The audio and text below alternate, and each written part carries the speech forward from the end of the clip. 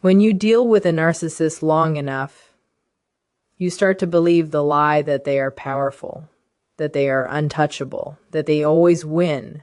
They train you to think that way. They thrive on the illusion of dominance, on the sense that they control the emotional weather in every room they enter. But here is the truth most people never hear clearly enough. Narcissists are not strong because they are secure. They are strong only as long as someone else is feeding them energy. The moment you stop doing that, the entire structure they built begins to weaken, crack by crack, until it eventually collapses under its own weight. What actually breaks a narcissist is not confrontation, not revenge, not emotional outbursts, and not trying to prove your worth to them. All of that still centers them. All of that still gives them what they crave most: attention, reaction, emotional engagement. The real shift happens when you do something that feels almost too simple yet requires immense inner discipline. You stop participating in the illusion. You stop reacting. You stop explaining. You stop defending. You stop trying to be understood by someone who benefits from misunderstanding you. A narcissist's sense of control comes from emotional leverage. They study your triggers, your fears, your hopes, your need for approval. They learn which buttons to press not because they want connection, but because they want dominance. When you react emotionally, even in pain or anger, it confirms their power. It tells them they still matter, that they still occupy space in your inner world. The moment that reaction disappears, something deeply unsettling happens inside them. The supply dries up. At first, they don't fall. At first, they escalate. This is important to understand. When you withdraw emotional fuel, the narcissist does not immediately collapse. They test you. They provoke harder. They love bomb, then devalue, then threaten, then play the victim. This is not strength. It is panic. It is the panic of someone who senses that the ground beneath them is no longer stable. They are trying to pull you back into the old dance, because without you playing your role, they have no stage. Your power is not in doing something to them. Your power is in doing something within yourself. You become emotionally self-contained. You stop outsourcing your sense of worth. You stop needing them to validate your reality. You stop arguing with someone who is committed to distortion. This is not coldness. This is clarity. And here is the paradox that most people struggle with. When you truly detach, when you stop caring whether the narcissist approves of you or not, you become unpredictable to them. Narcissists rely on predictability. They rely on patterns. They rely on knowing that if they say X, you will feel Y, and then do Z. When that pattern breaks, they lose their grip. They don't know how to operate around someone who is not emotionally hooked. This is where the shift begins. You start living well, not performatively, not to prove a point, but genuinely. You invest your energy in growth, structure, discipline, and meaning. You build a life that does not revolve around managing someone else's emotions. You stop explaining your boundaries and start enforcing them quietly. You stop announcing your decisions and simply live them. And this is the part that unsettles the narcissist most. You no longer need them to see your value. A narcissist cannot tolerate irrelevance. They can tolerate anger. They can tolerate conflict. They can even tolerate hatred. What they cannot tolerate is being unnecessary. When they realize they no longer have emotional access to you, when they see that their words no longer land the way they used to, something fundamental breaks. Their grandiosity depends on reflection. Without someone mirroring them, they begin to feel empty. Over time, this emptiness grows. They may attempt to replace you with new sources of validation, but the pattern repeats. The problem was never you. The problem was the internal void they refused to face. And here is the uncomfortable truth. Narcissists do not fall because someone defeats them. They fall because they cannot maintain the illusion of superiority without constant reinforcement. Now, the phrase "they become your slave" is not about domination in the way they dominate others. It is about reversal of psychological dependence. When you detach, fully. When you stop needing their approval, the dynamic flips. You are no longer orbiting them. They begin orbiting you. They watch from a distance. They seek reactions indirectly. They try to reinsert themselves into your life through excuses, crisis, or nostalgia. Not because they love you, but because they cannot stand the idea that you moved on without them. And the most powerful thing you can do at this stage is nothing. No response. No explanation. No emotional display. Silence, when it is grounded and intentional, is not weakness. It is a boundary that speaks louder than words. It tells them, you no longer have access to me. That message hits deeper than any insult ever could. This process requires patience because narcissistic collapse is not dramatic at first. It is slow. It is subtle. It shows up as irritability, as bitterness, as increased neediness masked as arrogance. They may smear your name. They may try to provoke jealousy. They may rewrite history to protect their ego. All of this is defensive. All of this is a sign that their internal structure is under strain. Meanwhile, something else is happening quietly inside you. Your nervous system begins to regulate. Your thinking becomes clearer. You stop second-guessing yourself. You realize how much energy you were wasting trying to manage someone who was never interested in mutual respect. You begin to trust your perceptions again. This is where real freedom begins. The narcissist loses power not because you take it from them, but because you stop giving. Power was never something they owned. It was something you lent them without realizing it. When you take it back calmly and without drama, they are left with themselves. And that is the one place they never wanted to be. At this stage, you must resist the temptation to look back. Do not seek closure from someone who feeds on unfinished business. Do not try to teach them a lesson. Do not expect accountability.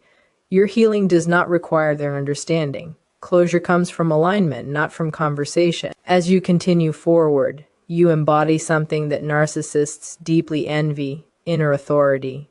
You are no longer reactive. You are no longer easily shaken.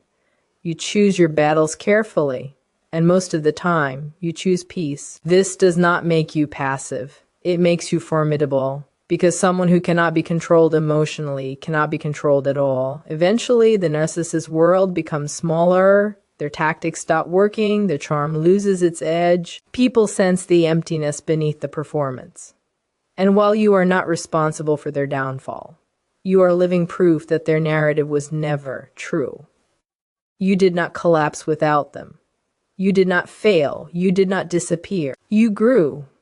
That is the final blow to the narcissistic ego. Not your anger, not your success as a weapon, but your indifference paired with a meaningful life. They wanted to be the center of your universe. Instead, they became a chapter you outgrew. And here is what you must remember above all else. This is not about winning against someone else. It is about reclaiming yourself. When you stop abandoning your own values to keep the peace, when you stop shrinking to avoid conflict, when you stop negotiating your worth, you step into a different psychological position entirely.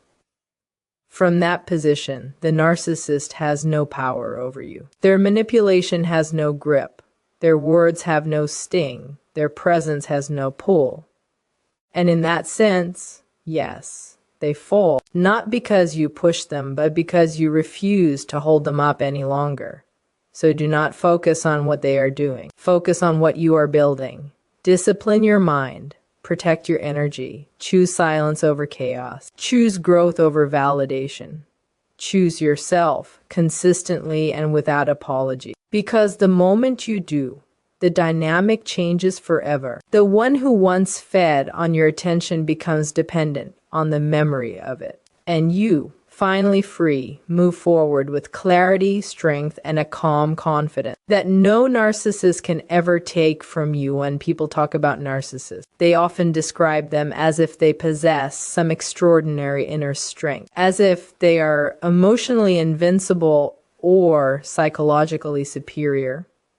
That belief alone already gives them an advantage. In reality, a narcissist's power is not internal. It is borrowed. It is outsourced. It exists only in the space between them and the people who react to them. The moment you understand that, the entire dynamic begins to make sense. Their dominance is not rooted in confidence or competence, but in their ability to extract emotional energy from others. A narcissist survives on reaction. Not love in the mature sense, not mutual respect, but raw emotional engagement. Anger, fear, confusion, admiration, desperation, justification, even tears, all serve the same function. They confirm relevance. They say, "You matter enough to disturb my inner world." That confirmation is intoxicating to someone whose sense of self is fragile beneath the surface. So they provoke. They invalidate. They gaslight. They criticize. Not because they are calm and in control, but because they are deeply dependent. This is why trying to argue with a narcissist is futile. You assume the conversation is about truth, resolution, or understanding. For them, it is about leverage. Every time you explain yourself, you hand them more data about your values, your insecurities, your emotional thresholds. Every time you react, you reaffirm the relationship as one in which they still have access to you. From a psychological standpoint, the access is everything. Emotional detachment is often misunderstood as cruelty or avoidance, but it is neither. It is a disciplined refusal to participate in a distorted game. Detachment does not mean you stop caring about human beings. It means you stop allowing someone else's dysfunction to govern your inner state. When you detach, you are no longer emotionally available for manipulation. And this is where the narcissist begins to lose ground. Initially, detachment creates confusion. The narcissist senses a change before they fully understand it. Their usual strategies don't land the same way. The comments that once provoked self-doubt now fall flat. The accusations that once triggered defensiveness now meet silence. This silence is not passive. It is active restraint. It is the choice to no longer justify your reality to someone who benefits from denying it. From a philosophical perspective, this is a reclaiming of agency. You stop granting another person authority over your emotional responses. You decide that your internal order matters more than their approval. That decision, when enacted consistently, reorganizes the entire relationship structure. The narcissist no longer occupies the position of psychological authority. They no longer get to define what is real, what matters, or who you are. What makes this so destabilizing for them is that narcissistic identity is relational. It requires an audience. Without emotional feedback, their sense of self begins to wobble. They may escalate their behavior, becoming louder, harsher, or suddenly affectionate. This escalation is not evidence of power. It is evidence of dependency. They are attempting to restore the old supply line. If you hold steady, something remarkable happens. The narcissist begins to experience what they have avoided their entire lives, emotional emptiness without an external buffer. That emptiness is terrifying to them. It forces them to confront the fact that their identity was never solid to begin with. And most importantly, you are no longer responsible for soothing that void. Detachment also changes you. Your nervous system begins to calm. You think more clearly. You stop rehearsing conversations that will never lead anywhere. You reclaim mental space that was once consumed by anticipation and self-doubt. This clarity is not just relief. It is strength. A person who is no longer emotionally reactive cannot be easily controlled. This is why emotional detachment is not indifference born of apathy. It is indifference born of self-respect. It is the quiet confidence of someone who no longer needs to prove their worth in hostile territory. When you stop reacting, you are not withdrawing power. You are reclaiming it.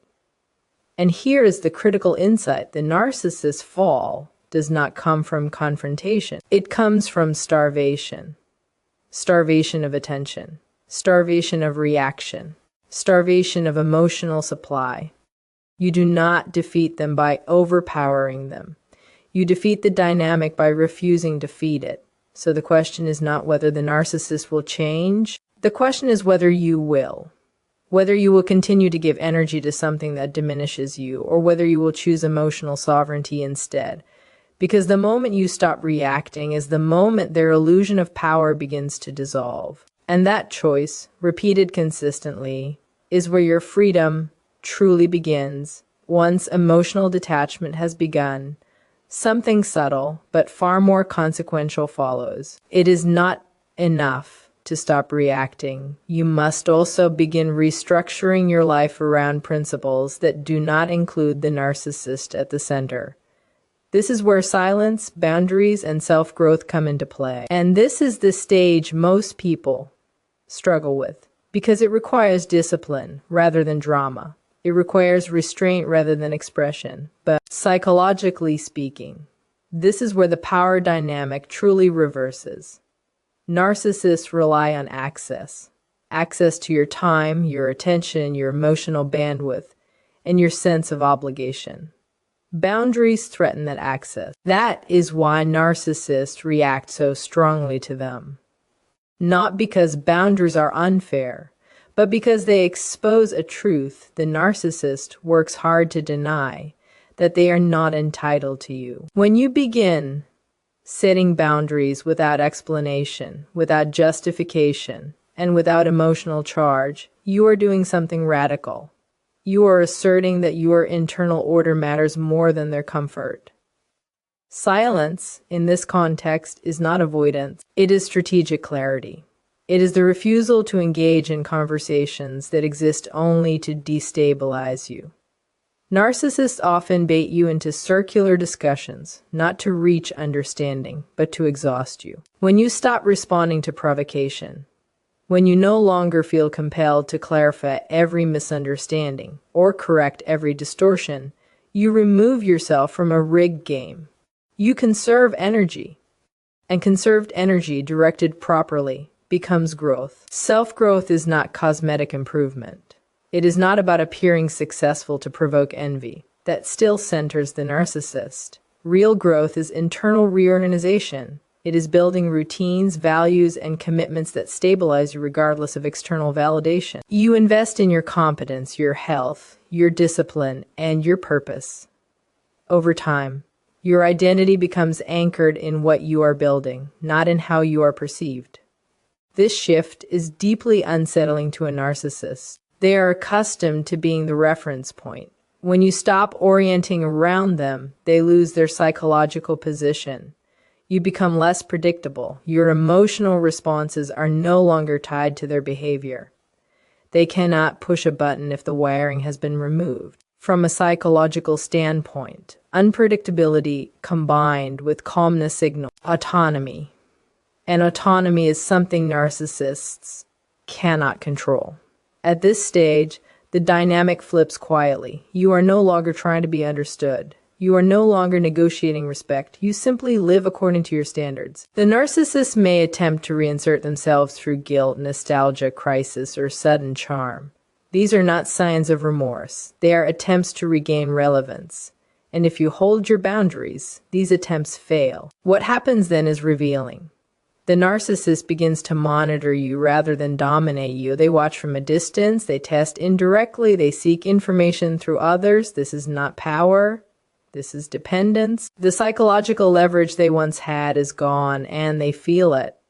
Meanwhile, you are no longer aware of them in the same way. Your attention is occupied by things that actually move your life forward. Philosophically, this is the transition from being externally governed to internally governed. You stop allowing another person's pathology to dictate your emotional state. You become the authority in your own life. That authority is not loud. It does not announce itself.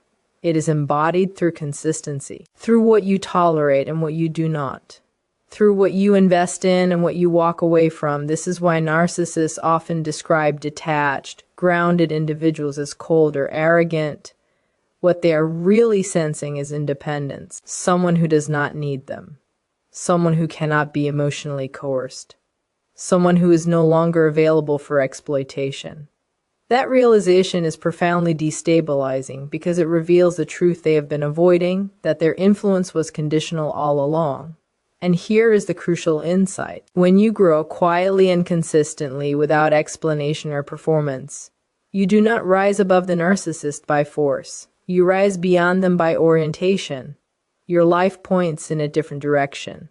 They are no longer the reference point against which you measure yourself. So if you want the dynamic to change, stop trying to fix the narcissist. Stop waiting for insight or accountability. Build a life that does not require their cooperation. Enforce boundaries without hostility. Use silence without resentment. Grow without announcement. Because when your life becomes fuller, their presence becomes smaller. And that is the moment you realize the power was never in controlling them, but in finally choosing yourself.